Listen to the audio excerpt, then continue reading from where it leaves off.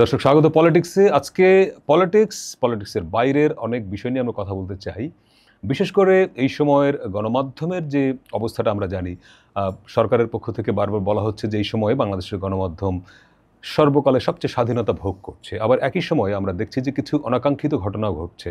Social মিডিয়ায় হুমকির পরিপ্রেক্ষিতে বেশ কয়েকজন সাংবাদিকের চাকরিচ্যুতির খবর আমরা পেয়েছি। সব কিছু মিলিয়ে দেশটা গত 9 মাস ধরে কেমন চলছে, সরকারের দৃষ্টিতে যদি আমরা দেখতে চাই তাহলে অবস্থাটা কেমন। আমরা আজকে আমন্ত্রণ জানিয়েছি প্রধান উপদেষ্টার সিনিয়র সহকারী প্রেস সচিব ফয়েজ আহমদকে। আপনাকে স্বাগত। জি, আপনি 6 মাস আগেও সাংবাদিক ছিলেন।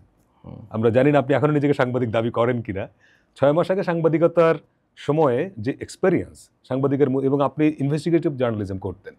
একজন সাংবাদিক মূলত তথ্য বের করে আনে সরকারের দপ্তর থেকে, সরকারের দপ্তর যেটা দিতে চায় না। এখন আপনি সেই উল্টো জায়গায় বসা, যে তথ্য আপনি দিতে চান না, ধরে নিচ্ছি, তাহলে এই চাকরিটা বা এই কাজটা এনজয় করছেন আসলে? জি, আপনাকে ধন্যবাদ। প্রথমে ধন্যবাদ আপনাকে আমাকে আমন্ত্রণ জানানোর জন্য।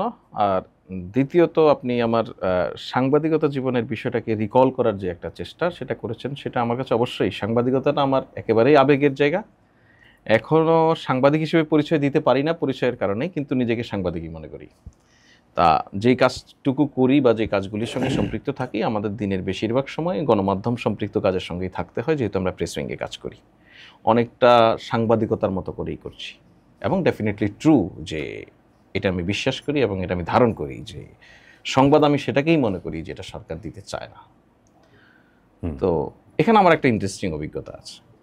আমি নিজে যখন সাংবাদিকতা করেছি সেক্ষেত্রে আমি বহু এই নথিপত্র নানান কায়দা কানুন করে, নানান মানুষকে আমাদের সম্পর্কে যেটা সোর্সদেরকে কনভিন্স করে আমরা নানানভাবে নিয়ে এসেছি। তো আমি এই চাকরিতে যাওয়ার পরেও না, আমি চেয়েছি আমাদের সহকর্মী বন্ধুবান্ধব কাউকে এরকম কিছু কিছু তথ্য দিয়ে দিব যেগুলি গোপন যদি আমার কাছে থাকে। সরকারের ভাষায় গোপন? হ্যাঁ, সরকারের ভাষায় গোপন যেগুলি। তো গত 6 মাসে আমার দপ্তরে এরকম কোনো নথি আমরা দেখিনি যেটা এই সরকার গোপন রেখেছে। আচ্ছা। তো এটা একটা বড় পরিবর্তন যে সরকারি ব্যবস্থাপনায় যেই ধরনের কাজগুলি হয়, সরকারের অনেক ধরনের ফাংশনারিজ আছে। আপনি কিছু জিনিস আছে আসলেই একান্তই গোপন, এটা রাষ্ট্রের নিরাপত্তার সাথে অনেক ক্ষেত্রে গোপন। সেটা বাদ দিয়ে যদি অন্যান্য কার্যক্রম দেখেন, আমরা দেখেছি অনেক জিনিস প্রকাশ হলে দেশেরই উপকার হয়, কিন্তু আমলারা তারপরে এটাকে কেন জানি গোপন রাখতো। আচ্ছা। সো এই সরকারের ক্ষেত্রে এখানে একটা বড় পরিবর্তন আছে, সেটা হচ্ছে যে সরকার অপ্রয়োজনীয় জিনিসকে গোপন করা বা অস্বচ্ছ প্রক্রিয়ায় কিছু করা, এই জায়গা থেকে সিরিয়াসলি বের হয়ে আসতে চায়। একটা হচ্ছে বলার জন্য বলা যে আমরা স্বচ্ছতা নিশ্চিত করেছি, এরকম আসলে মানে অনেক বুলি বলা যায়, কিন্তু সিরিয়াসলি এফেক্টিভ ওয়েতে করা সেটা একটা ডিফারেন্ট জিনিস। এখন এই জিনিসটা আমরা করার চেষ্টা করছি। এখানে আমি আপনাকে একটা বিষয় বলি, এই যে করার চেষ্টা করা এবং একই সঙ্গে এটাকে বলা যে আমরা এই করার চেষ্টা করছি, এটাতে আমাদেরকে একটা জিনিস ফেস করতে হয়। কি জিনিস ফেস করতে হয়? দেখুন, আমরা কিন্তু দীর্ঘদিন থেকে সরকারের সকল বয়ানকে অবিশ্বাস করে অভ্যস্ত। রাইট।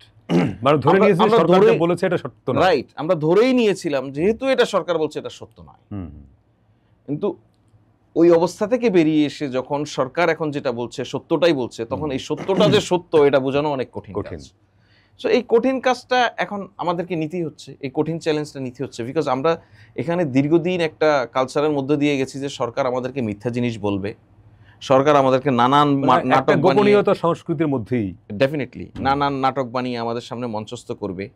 সরকার যখন যেটাকে দরকার সামনে নিয়ে আসবে। সুতরাং আপনি দেখুন না, এই সাম্প্রতিক সময়ে বেশ কিছু আন্দোলন বলেন, নানান প্রতিবাদ বলেন, এসব নিয়ে কেউ কেউ বলেছে না এটা সরকারের সাজানো। রাইট। এখন এই যে কিংবা সরকারের, হ্যাঁ, সরকার স্পন্সর করেছে অনেকে। তো এই যে বলা, এটাকে আমরা খুব বেশি যে এখন অবাক হব তা নয়। আমরা নিজেদের জায়গায় আমরা সৎ, আমরা নিজেদের জায়গায় স্বচ্ছ, বিকজ আমরা জানি এই ধরনের কোনো প্রক্রিয়ার সঙ্গে সরকার ইনভলভ। কিন্তু জনগণের একটা অংশ বা রাজনৈতিক দলের একটা অংশ যদি মনেই করে যে আওয়ামী লীগ নিষিদ্ধের দাবিতে এনসিপির নেতৃত্বে যে আন্দোলন, সেই আন্দোলনটি আসলে সরকার সমর্থন দিয়েছে, এটা যদি রাজনৈতিক দলের একটা অংশ মনে করে, জনগণ বিশ্বাস করে, কিন্তু আপনারা যদি বলেন যে না এটা আমরা স্পন্সর করি নাই, এটা বিশ্বাস করাবেন কি করে? আমি সেটাই বলছি, এই বিশ্বাস করানোর একটা চ্যালেঞ্জ। এই চ্যালেঞ্জের প্রথম ধাপ হচ্ছে আমি নিজেকে বিশ্বাস করাতে পারা। আচ্ছা, এখন আমি যদি আপনার কাছে প্রশ্নবিদ্ধ হয়ে যাই, আমি যদি প্রতিনিয়ত আমার কর্মকাণ্ড এবং কাজের মধ্য দিয়ে আমি নিজেকেই বিতর্কিত করে ফেলি বা আমি আপনার অবিশ্বাসের জায়গায় নিয়ে পৌঁছাই, তাহলে আমার কথা আপনার বিশ্বাস করতে কষ্ট হবে। তো আমরা সরকারের সব সব উপদেষ্টা বলেন, সরকারের স্পোক্স পারসন বলেন, বা যে পরিষদ থেকে সরকারের নানান লোকজন জনপরিসরে নানান বয়ান নিয়ে হাজির হয়, তারা প্রত্যেকেই চেষ্টা করে, এবং আমাদের চিফ অ্যাডভাইজারের একটা পরিষ্কার পরামর্শ আমাদের দিকে আছে, সেটা হচ্ছে কোনো মিথ্যা জিনিস বলার দরকার নেই, কোনো জিনিস এক্সাজারেশনের দরকার নেই, কোনো স্ট্যাটিস্টিক্স বাড়িয়ে বলার দরকার নেই, যেরকম আওয়ামী লীগের আপনি সূচকে যে এই ধরনের, এগুলি কোনো দরকার নেই, যা সত্য তাই বলতে হবে। এর একটা অন্যতম কারণ হচ্ছে কাউকে সন্তুষ্ট করে আমাদের পরবর্তীতে নির্বাচনে জেতার কোনো ব্যাপার নেই। মানে জনতুষ্টিবাদী কর্মসূচি দরকার নাই। এক্স্যাক্টলি। সুতরাং আমি আপনাকে যদি আমাকে কেন বিশ্বাস করবেন এর একটা কারণ অন্তত বলতে পারি, সেটা হচ্ছে যে এই সরকার মনে করে না যে মিথ্যা বা নানান প্রতারণা করে মানুষের কাছে পপুলার হওয়ার প্রয়োজন আছে, যেটাকে সেল করে পরবর্তী নির্বাচনের মধ্য দিয়ে এই সরকার নির্বাচিত হয়ে ক্ষমতায় আসবে। সুতরাং যেহেতু এই রাজনৈতিক বা নির্বাচনের অভিলাষটুকু এই সরকারের নেই, সেই জায়গায় সরকার অহেতুক জনপ্রিয়তা অর্জনেরও কোনো খায়েশ নেই। যেহেতু সরকারের নির্বাচিত হওয়ার অভিলাষ নেই বা সরকারের সঙ্গে যারা যুক্ত, তাহলে তো নির্বাচন বিলম্বিত করার কোনো চেষ্টাও সরকারের তরফে থাকার কথা না। ডেফিনেটলি নেই। তার মানে কি প্রধান উপদেষ্টার যে প্রতিশ্রুত সময় ডিসেম্বর টু আগামী বছরের জুন, এর মধ্যে নির্বাচনটা হচ্ছে? এটা আমি নিশ্চিত আমার জায়গা থেকে। আমি প্রফেসর ইউনূসের সঙ্গে কাজ করি, আমি ওনার কার্যক্রমকে একই সঙ্গে ওনার একজন সহকর্মী হিসেবে যেমন কাজ করার সুযোগ পাই, একই সঙ্গে ওনাকে আমি দেখার, অবজার্ভ করার একটা সুযোগ পাই আমার জার্নালিস্টিক দৃষ্টি থেকেও। এখন পর্যন্ত ওনার ন্যূনতম কোনো কর্মকাণ্ডের, ইন্টারনাল অর এক্সটার্নাল, আমি ইন্টারনাল এক্সটার্নাল বলছি, যেটা আপনারা দেখছেন পাবলিকলি সেটা, আর যেটা আপনারা পাবলিকলি দেখছেন না সেইটা, এই দুটো বিষয়কে মিলিয়ে যদি আমি বলি, কোনো কর্মকাণ্ডের মধ্য দিয়ে এইটা এখন পর্যন্ত একটুও পরিলক্ষিত হয়নি যে প্রফেসর ইউনূস তার এই সময়টাকে প্রলম্বিত করতে চান। কিন্তু এই সরকারের একটা বড় স্টেক হোল্ডার যদি আমরা এনসিপিকে ধরি বা জামায়াতও যদি তার সঙ্গে থাকে, এই দুটি বড় রাজনৈতিক শক্তি যদি মনে করে, এবং তারা অলরেডি ঘোষণা দিয়েছে যে মৌলিক সংস্কার এবং বিচারের প্রক্রিয়া সম্পন্ন হওয়ার আগে নির্বাচন হবে না বলতে তারা বুঝিয়েছে হতে দেয়া হবে না। যদি তাই হয় তাহলে সরকার সেটি মোকাবেলা করবে কি করে? কারণ জুনের মধ্যে যে তারা যে মৌলিক সংস্কার বলছে, বিচার তো একটা দীর্ঘ প্রক্রিয়া, আপনি তো জুনের মধ্যে কি বিচার করে ফেলতে পারবেন? যদি না হয়, বিচারটা শেষ না হয়। দেখুন, এখানে আমরা এই আলাপগুলি যখন করি, নির্বাচন, সংস্কার, বিএনপি, এনসিপি, জামাত ইসলামী বা অন্যান্য পলিটিক্যাল পার্টির এই আলাপগুলি যখন করি, তখন আমরা এদের বিস্তারিত এক আলাপের মধ্যে এই পরিসর থেকে বসে আমাদের যাওয়া সম্ভব হয় না।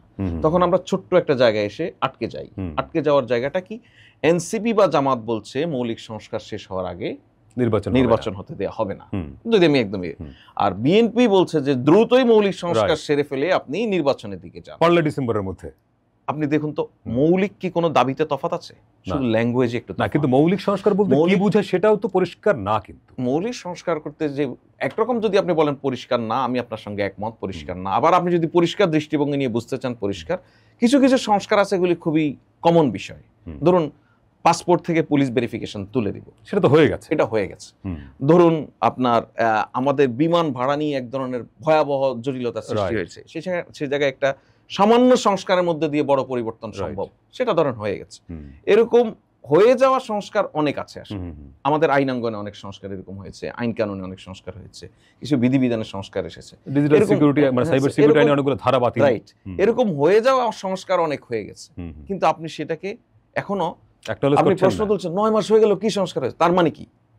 মৌলিক সংস্কার বলতে মোটা দাগের সংস্কার, যেটা একটি হলেই আপনি হয়তো আর সব ভুলে যাবেন যে হ্যাঁ এই একটা বড় ঘটনা ঘটেছে।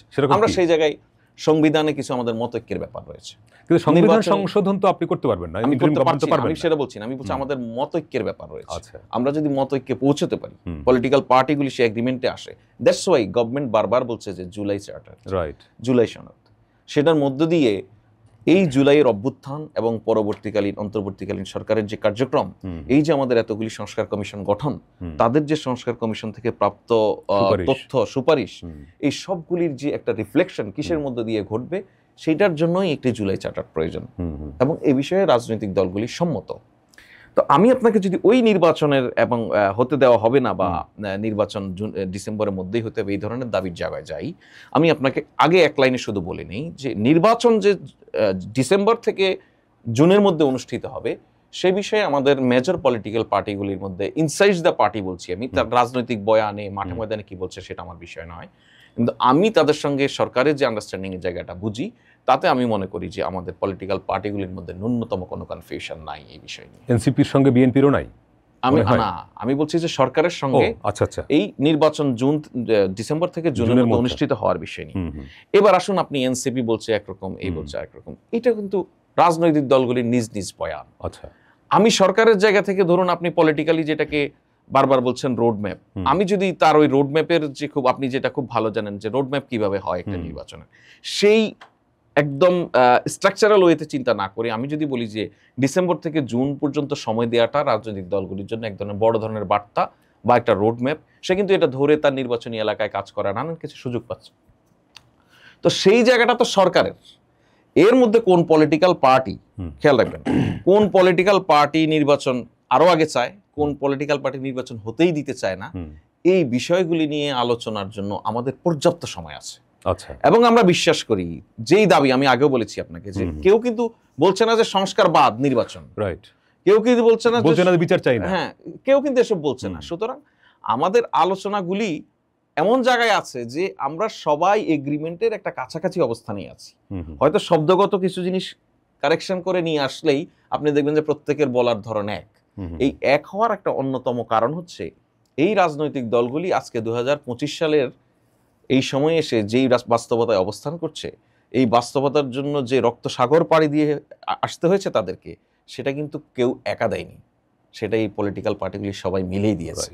সুতরাং মাঠে রাজনৈতিক বয়ানে কে কি বললো বা কে কিভাবে প্রতিক্রিয়া দেখালো, আমরা বিশ্বাস করি আলোচনার টেবিলে যখন সবাই বসবে কেউ কাউকে ওইভাবে উপেক্ষা করার সুযোগ থাকবে না। বিএনপির অবস্থান আমরা যদি কয়েকজন নেতার বক্তব্য খেয়াল, ইভেন গতকালকে নজরুল ইসলাম খানও যেটা বলেছেন যে কাউকে প্রস্তুত করবার জন্য নির্বাচন বিলম্বিত করাটা মেনে নেওয়া হবে না। কাউকে বলতে উনি নিশ্চয়ই এনসিপি কে বুঝছেন। হয়তো মির্জা আব্বাসের কথায় মনে হয় যে সরকার বোধহয় নির্বাচনটা জুনের মধ্যে দিতে চায় না। অর্থাৎ এই অনাস্থা, আপনি যেমন আপনার জায়গাতে পরিষ্কার করলেন যে জুনের মধ্যে হবেই, আপনি একটা বিশ্বাসের জায়গা থেকে বলছেন, কিন্তু পলিটিক্যাল পার্টিগুলোর মধ্যে কোনো পার্টির মধ্যে এই অনাস্থাটা কেন তাহলে?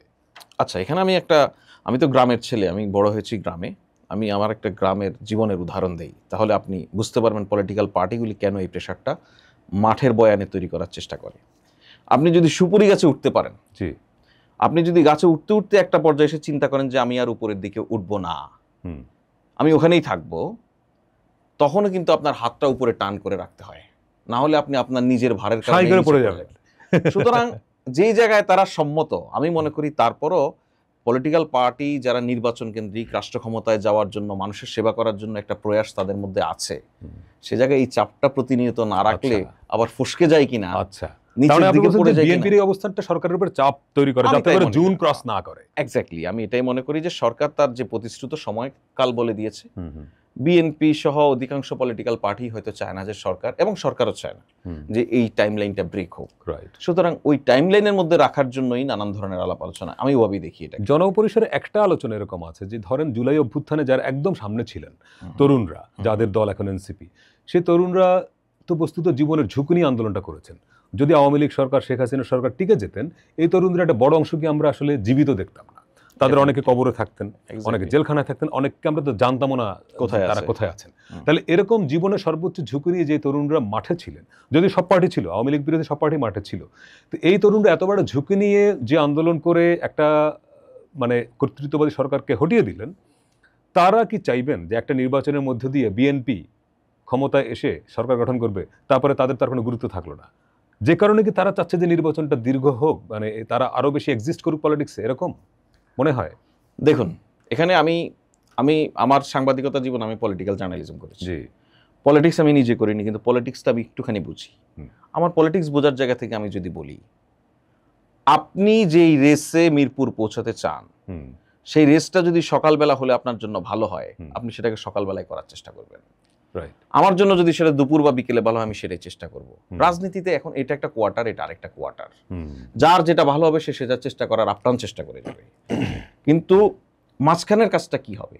আপনি দেশকে একটি নির্বাচিত সরকার দিয়ে পরিচালনা করার কথাই তো বলছেন আলটিমেটলি।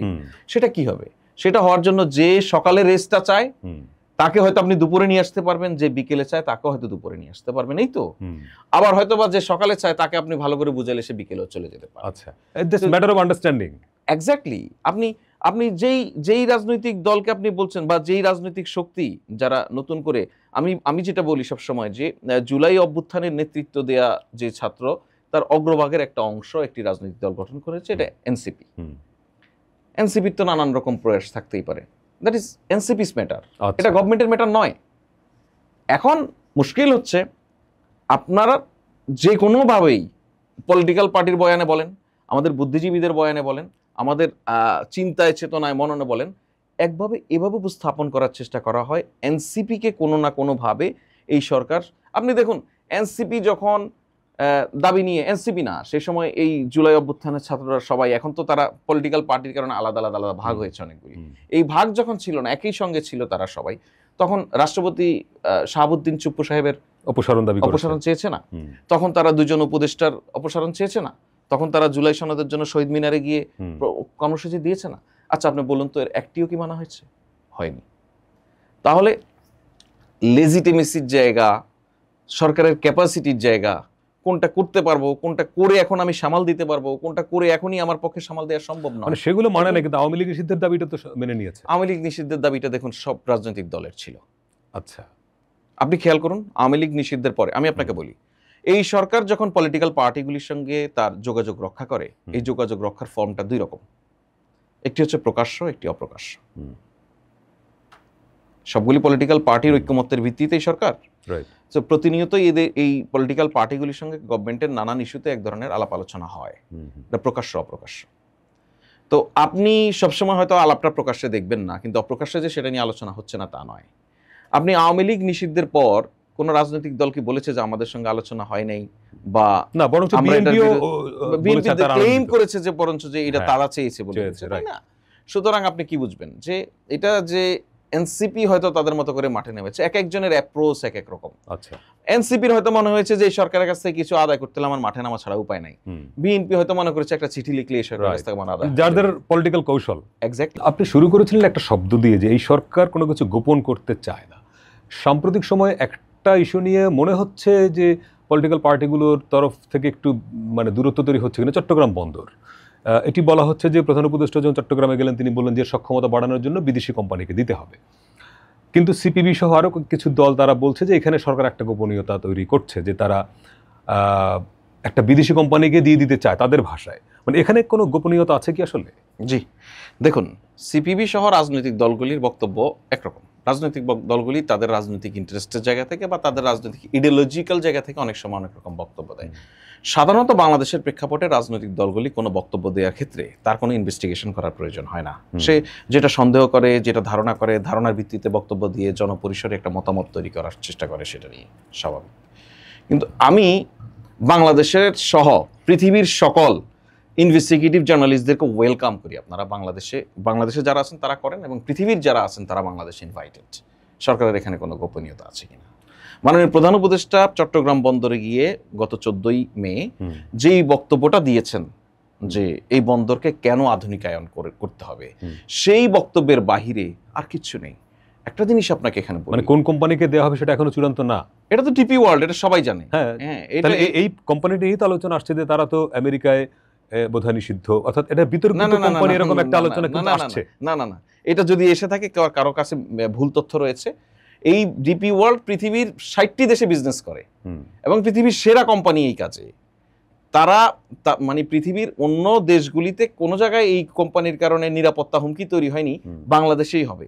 কেন হবে জানেন? সত্যিই নিরাপত্তার একটা হুমকি আছে। সেই হুমকিটা কারো ব্যক্তিগত, কারো ব্যবসায়ী নিরাপত্তা। চট্টগ্রাম বন্দরকে ঘিরে সেখানে দীর্ঘদিনের এক দুষ্ট চক্র গড়ে উঠেছে, ব্যবসায়িক দুষ্ট চক্র। এর সঙ্গে আনফরচুনেটলি নানান পলিটিক্যাল অ্যাফিলিয়েশনও রয়েছে। অনেক মানি রোল করে সেখানে তো এক্স্যাক্টলি। এই ব্যবসায়িক দুষ্ট চক্রটি যখনই চট্টগ্রাম বন্দরকে আধুনিকায়নের কথা বলা হচ্ছে, তখনই এটাকে আধুনিকায়নের নামে বিদেশিদের হাতে তুলে দেয়া, ওয়ার্ডিংটা খেয়াল করুন, তুলে দেয়া, এই ধরনের শব্দ সামনে নিয়ে এসে মানুষকে বিভ্রান্ত করার চেষ্টা করা হচ্ছে।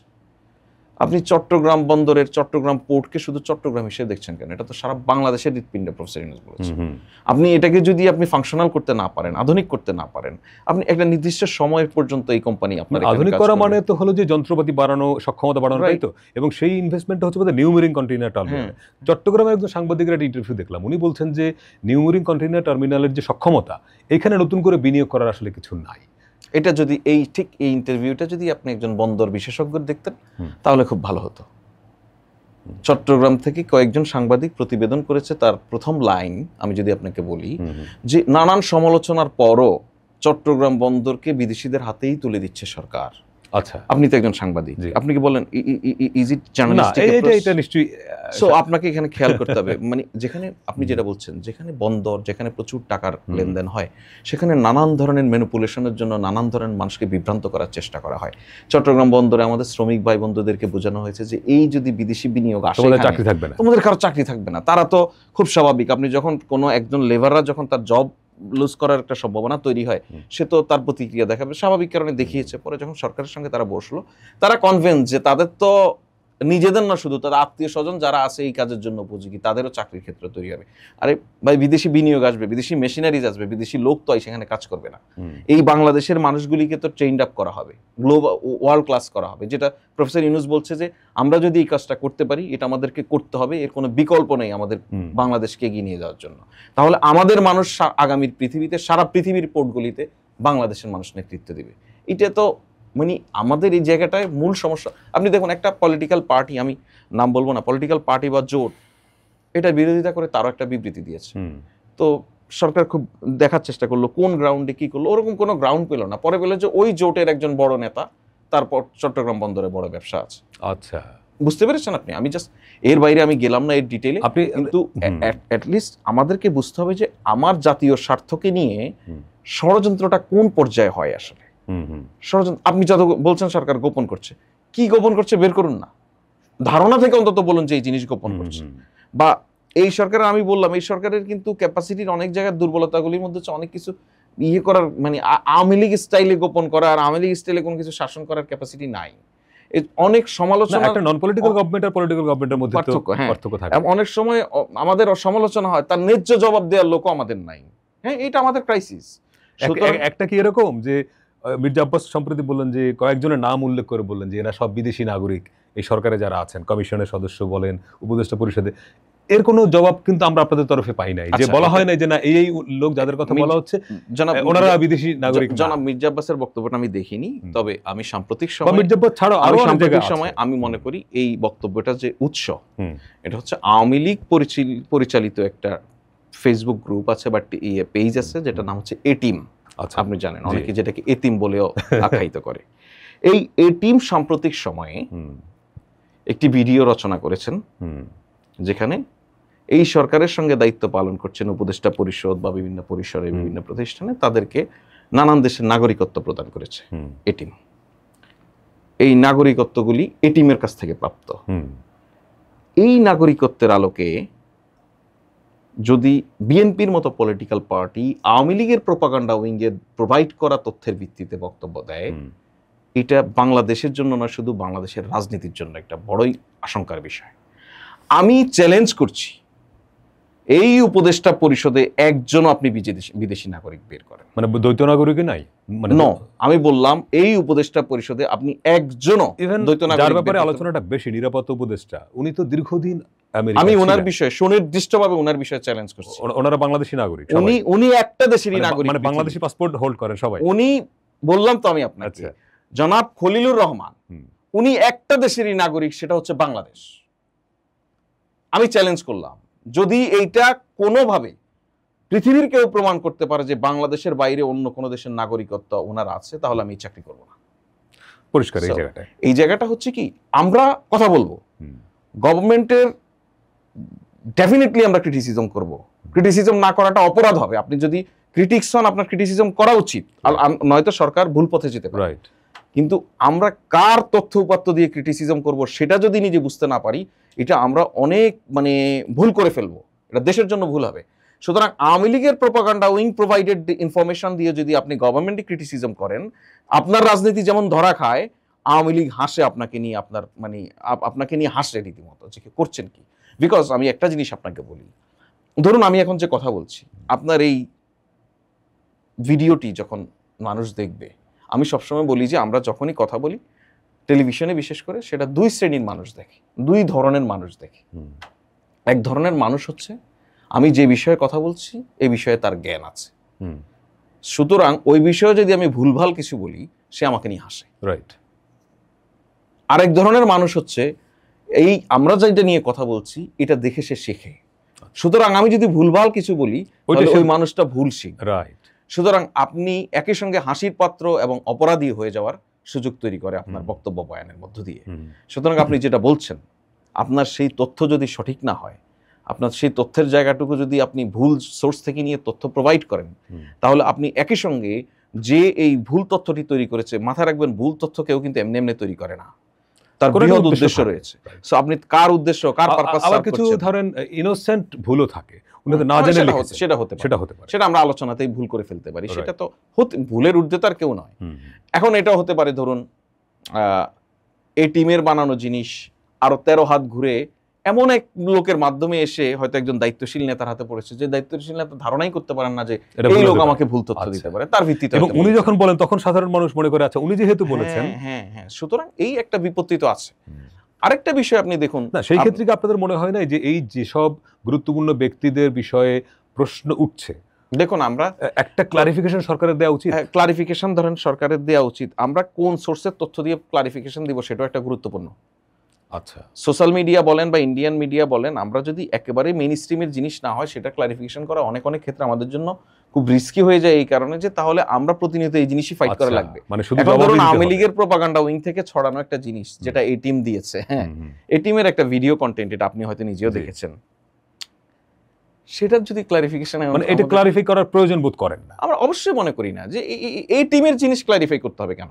আচ্ছা, কারণ না কিন্তু আপনি সাধারণ মানুষ তো এটা বিশ্বাস করছে, হয়তো করছে, সেটা আমরা ভাবতে হবে এখন কি করা। কারণ এই টিমের এই জিনিসটা আমি যেটা আপনাকে বলছিলাম, নানান সোর্স ঘুরে ঘুরে হয়তো ধরুন সাম্প্রতিক সময় একটা টক শোতে একজন একটা পত্রিকার সম্পাদক এটা নিয়ে কথা বলছিলেন, উনি এভাবে বলা শুরু করেছেন যে এই উপদেষ্টা পরিষদের 1/3 বিদেশি নাগরিক। তাহলে এটা তো একজন সাধারণ মানুষ সেটা বিশ্বাস করবে? হ্যাঁ, করতেই পারে, এটা নিয়ে ভাবতে হবে। কিন্তু আমি বলছি কি, ধরুন এই টিম সোর্স হিসেবে এমন একটা জিনিস যে জন্মই হয়েছে মিথ্যা প্রোপাগান্ডা ছড়ানোর জন্য। এই টিম সবচেয়ে অ্যাক্টিভ থাকে রাতে, যে সময় মানুষ ঘুমাবে সেই সময় মানুষকে আতঙ্কিত করে তোলে নানান গুজব দিয়ে। আমাদের এনসিপিও রাতে সব ফেসবুক পোস্ট দেয় না, এনসিপি রাতে ফেসবুক পোস্ট দেয় সেটা এক জিনিস। এই টিম সক্রিয় হয় রাতে, মানুষকে যখন ঘুমাবে, যে আমরা মাঝে মাঝে লাইলাতুল গুজবের রাত যেটা বলি এখন খুব প্রচলিত, জুলাই আন্দোলনে শুরু হয়েছিল। হ্যাঁ, এই লাইলাতুল গুজবের যেটা বিষয় হচ্ছে, এটা এই টিমের তৎপরতা থাকেই রাতে। হ্যাঁ, সো যাই হোক, এটা নিয়ে আপনি বলছেন যে আপনার কথাটা যুক্তি আছে, যে অনেক মানুষ তো বিভ্রান্ত এটা নিয়ে হচ্ছে। কারণ কোন সোর্স থেকে মির্জা আব্বাস কিংবা নজরুল ইসলাম খাবার অন্য কেউ পেলেন এটা মানুষের দেখার সুযোগ নাই। সে দেখবে যে আচ্ছা উনি যেহেতু, অথবা ধরেন সোশ্যাল মিডিয়া ইনফ্লুয়েন্সার অনেকে যারা ধরেন ইউটিউবের কারণে প্রচুর ফেমাস, তাদেরও কেউ কেউ কিন্তু এই প্রশ্নগুলো তুলেছেন, ফলে যাদের অনেকের মিলিয়ন ফলোয়ার্স, ফলে তারা যখন এটা বলেন তখন অনেকের মনেই এই প্রশ্ন, আচ্ছা তাহলে সরকার ব্যাখ্যা দিচ্ছে না কেন? যদি যেহেতু ব্যাখ্যা দিচ্ছে না তার মানে সঠিক। প্রবলেমটা ওইখানে। আমরা একটু অন্য প্রসঙ্গে, যে আমরা আপনার ব্যক্তিগত জায়গা থেকে শুরু করেছিলাম যে জার্নালিজম, প্রধান উপদেষ্টা বলেছেন যে এই সময়ে বাংলাদেশের গণমাধ্যমে কোনো চাপ নেই, সর্বোচ্চ স্বাধীনতা ভোগ করছে। নাহিদ ইসলাম যখন তথ্য উপদেষ্টা, আমি নিজেও তার একটা ব্রিফিংয়ে ছিলাম, উনি বলেছিলেন যে এখন আগের মতো গণমাধ্যমে কোনো ফোন যায় না। উনি স্পেসিফিক বলেছেন যে ডিজিএফআই থেকে কোনো ফোন যায় না।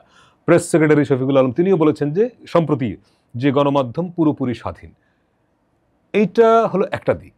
একই সঙ্গে আমরা দেখছি সাম্প্রতিক সময়ে সোশ্যাল মিডিয়ায় অনেকগুলো গ্রুপ, তার মধ্যে কোনো কোনো গ্রুপে কেউ হয়তো একটা পোস্ট দিল, সেই পোস্টের পরিপ্রেক্ষিতে একাধিক টিভি চ্যানেল তার কর্মীদের চাকরিচ্যুত করেছে। সম্প্রতি ইন্ডিপেন্ডেন্ট টেলিভিশন একটা সংবাদ প্রত্যাহার করে ক্ষমা চেয়েছে, ইত্তেফাক ক্ষমা চেয়ে ওই সাংবাদিককে চাকরিচ্যুত করেছে ও ঘোষণা দিয়েছে। তাহলে এই সরকারের যে দাবি যে গণমাধ্যমে কোনো চাপ নেই, উপরন্তু সোশ্যাল মিডিয়ায় কিছু গ্রুপের প্রেসারে সংবাদ মাধ্যমগুলো যে চাপবোধ করছে, একটু সাংঘর্ষিক কিনা? ওকে, প্রথম কথা হচ্ছে, দেখুন ইত্তেফাক তার একজন সংবাদকর্মীকে চাকরিচ্যুত করেছে, পুনর্বহাল করেছে। হ্যাঁ, আচ্ছা, পুনর্বহাল করেছে কোনো একটা সংবাদের ভিত্তিতে, কোনো একটা, এটা সরকারের সঙ্গে কি ওই সংবাদের কোনো সম্পর্ক আছে? নেই। আমি বিস্তারিত জেনে বলছি আপনাকে, নেই, সরকারের কোনো ইস্যু নয়। একই সঙ্গে ইন্ডিপেন্ডেন্ট টেলিভিশন তারা একটা বলেছে ভুল করেছে, ক্ষমা চেয়েছে। এখন আমরা এই ক্ষমা চাওয়াটাকে কি কোনো কারণে চাপ দেখছি কিনা কোনো জায়গা থেকে, সেটাও কিন্তু কোনো সরকারের বিষয় না, সে বিষয়ে আমি অবগত। ইন্ডিপেন্ডেন্ট টেলিভিশনের যেই সংবাদ প্রকাশ হয়েছে এবং যেটা তারা প্রত্যাহার করে নিয়েছে, প্রত্যাহার করে সংবাদ প্রকাশ হওয়া, প্রত্যাহার করা এবং দুঃখ প্রকাশ করা আইডিয়াল জার্নালিজমে এগুলি কোনো খারাপ প্র্যাকটিস না, আমাদের এখানে আমরা অভ্যস্ত নই। হ্যাঁ, কিন্তু কথা হচ্ছে যে এই আইডিয়াল জার্নালিজমের প্র্যাকটিসটা করতে গিয়ে আপনি অন্য কোনো প্রেশারটাকে গোপন করছেন কিনা সেটা আমি জানি না, আপনিও জানেন না। সুতরাং যদি কোনো প্রেশার তাদের থেকে থাকে, প্রথম কথা আমি আপনাকে এতটুকু নিশ্চিত করছি, এই কোনো একটিতেও সরকারের দিক থেকে কোনো প্রেশার নেই। এখন তারা যদি কোনো রাজনৈতিক দলের প্রেশার বা অন্য কোনো এক্সটার্নাল প্রেশারে তারা ভুগে থাকেন, যেটা হচ্ছে নানান কারণে আমাদের গণমাধ্যমকে আমরা এত পলিটিসাইজ করে ফেলেছি, এখন নানান সময় আমরা আতঙ্কে ভুগি। আমি তো এতদিন সব আওয়ামী লীগের সার্ভিস দিয়েছি, আমি তো আপাবন্দনায় ব্যস্ত ছিলাম, তো এই জন্য আমি বিপদে পড়ে যাই কিনা, মানে একটা সেলফ সেন্সরশিপ নিজে নিজে তৈরি করছে, এটা সে করছে কিনা আমি জানি। আচ্ছা গেল। এখন আপনি বলেন যে সরকার বলছে হস্তক্ষেপ নাই, কোন প্রতিষ্ঠান যদি তার ইন্টারনাল অ্যাক্টিভিটিস করতে চায়, সরকার আমি বলেছি যে ইন্ডিপেন্ডেন্ট টেলিভিশন আমরা হস্তক্ষেপ করি না, তারপর আপনি কেন এই কাজ করলেন, আপনি এটা করার কারণে তো এখন মনে হবে আমি হস্তক্ষেপ করি, তাড়াতাড়ি আপনি উঠে দেন, এটা চাপ না? রাইট। আমার নিজেকে, আমি যেটা আগে বলছিলাম, এই সরকারের অহেতুক কোনো জনপ্রিয়তার প্রয়োজন নেই। সরকার নিজেকে, আমরা কি পারতাম না দীপ্ত টেলিভিশন যখন বলেছে যে সংবাদ প্রকাশ করবে না তারা, আমরা ফোন করে বলতে পারতাম না ভাই আপনারা কেন সংবাদ প্রকাশ, মানুষ তো মনে করবে যেটা আমরা বন্ধ করে দিচ্ছি, তাড়াতাড়ি চালু করেন, করতে পারতাম কিনা বলেন? একটা টেলিভিশন, আপনি তো টেলিভিশনের মানুষ, একটা টেলিভিশন নিউজ চ্যানেল সে কি কোনো ধরনের সরকারকে অবগত না করে তার লাইসেন্সের শর্ত না মেনে সংবাদ বন্ধ করে দিতে পারে? পারে না। সুতরাং সে তার মন মতো করে এই জিনিসটা করেছে, সরকারের দিক থেকে ইভেন এটাও বলা হয়নি যে আপনি এটা আবার চালু করেন, ওটাও এক ধরনের প্রেশার। এগুলো কেন করছে বলে মনে হয়? এবার আপনি আসেন যে কেন করছে। আমি ভাই আমি আপনাকে একটা বিষয় শুধু বলি, এবং আমি আপনাকে রিকোয়েস্ট করবো আপনি আমাকে প্রতিষ্ঠানের নাম জিজ্ঞেস করবেন। আমরা অন্তত একটা প্রতিষ্ঠানের ক্ষেত্রে আমরা জানি যে এই প্রতিষ্ঠানটা প্রতিনিয়ত এমন কিছু সংবাদ প্রকাশ করছে যেই সংবাদগুলি প্রকাশ করা বাংলাদেশে একরকম প্রচলিত আইনেই নিষিদ্ধ। আচ্ছা, তারা চায় এই সংবাদ প্রকাশ করার মধ্য দিয়ে সরকার তাদের বিষয়ে কিছু বলুক। এই প্রতিষ্ঠানটি গত 6 মাস থেকে 7 মাস তার সহকর্মীদেরকে বেতন দিচ্ছে না। আচ্ছা, এই পর্যায়ে সরকার যদি কিছু বলে তারা সঙ্গে সঙ্গে প্রতিষ্ঠানটি সরকারের চাপ আছে বলে বন্ধ করে দিবে। আচ্ছা, বন্ধ করে দিয়ে ওই প্রতিষ্ঠানে চাকরি করা যায় শত শত সংবাদকর্মী। একটা প্রতিষ্ঠানে তো শুধু সংবাদকর্মীরাই কাজ করে না, একজন পিয়ন, দারোয়ান, কত লোক থাকে। এই সবাইকে সরকারের ঘাড়ের উপর বন্দুকটা রেখে বিনা বেতনে বিদায় করে দেওয়ার পরিকল্পনা। আপনাকে আমি বুঝাতে পেরেছি? সুতরাং সরকারের এই এটুকু বলেন, সংবাদপত্র না পত্রিকা, সরকারের গণতান্ত্রিক মানে সংবাদপত্র না টেলিভিশন, সরকারের গণতান্ত্রিক আচরণ নিশ্চিত করার প্রয়াস, গণমাধ্যমকে মুক্ত রাখার প্রয়াস, এই প্রয়াসটা আমরা ঠিক কোন জায়গায় এসে করছি?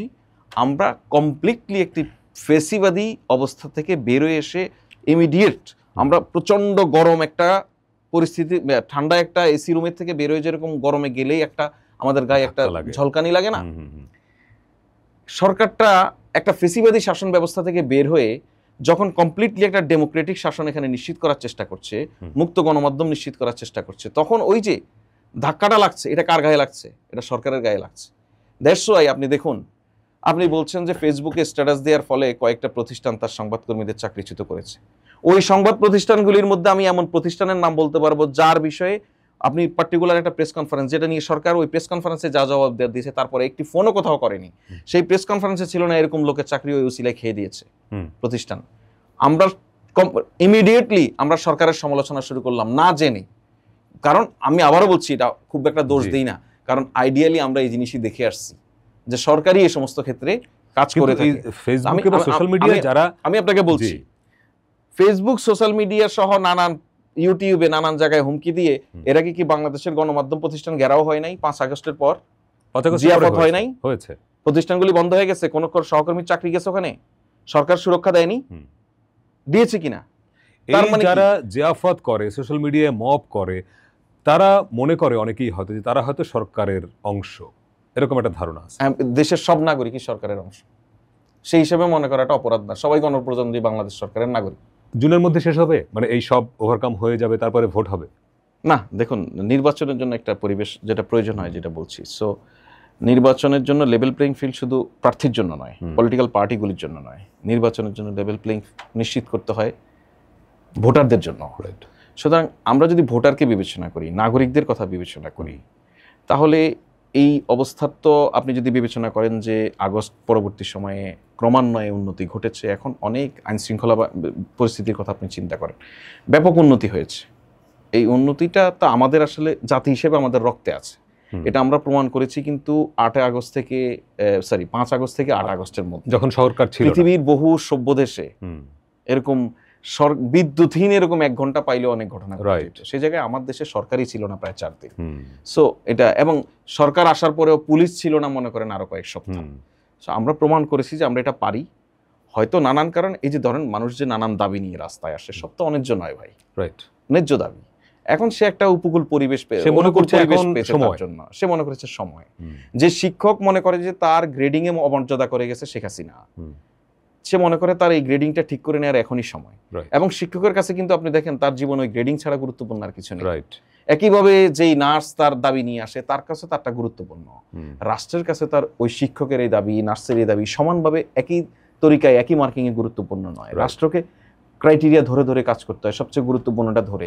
এখন ধরেন আমরা ক্রিটিসিজম পড়ি, আরে জগন্নাথ বিশ্ববিদ্যালয়ের ইস্যু তো সেই কবে এসেছে, আপনারা এতদিনই করলেন না কেন? ভাই আমার বাজেট লাগবে, রাইট, আমার একটা প্রক্রিয়ার মধ্য দিয়ে যেতে হবে। কিন্তু আপনি স্টুডেন্টকে তো থামাইতে পারবেন না, সে তো চায় যে তার কালকেই সমাধান। 10 তলা ভবন হচ্ছে যে আপনার অনেকটা কম্পিউটারে ডিজাইন করে দেওয়া। সুতরাং এই বাস্তবতা থাকে। এই বাস্তবতার মধ্যে দিয়ে একটা ইন্টারিম গভর্নমেন্ট যারা পরিচালনা করছে, এরা কেউই আগে সরকার পরিচালনার অভিজ্ঞতা নেই, তাদেরকে মানুষ আস্থা রেখেছে, মানুষ সহযোগিতা করছে। এই সহযোগিতা যদি এভাবে কন্টিনিউ থাকে, রাজনৈতিক দলগুলি যদি দায়িত্বশীল ভূমিকা এখন যেভাবে পালন করছে সেভাবে করে যায়, আমরা নিশ্চিত একটা ভালো নির্বাচনের দিকে বাংলাদেশ জুনের মধ্যে ইনশাল্লাহ। এটা কোনো ব্যত্যয় ঘটবে বলে মনে হয় না। অনেক ধন্যবাদ ফয়েজ আহমদ আমাদের সময় দেন। দর্শক, এই ছিল আজকের পলিটিক্সে। ভালো থাকবেন সবাই।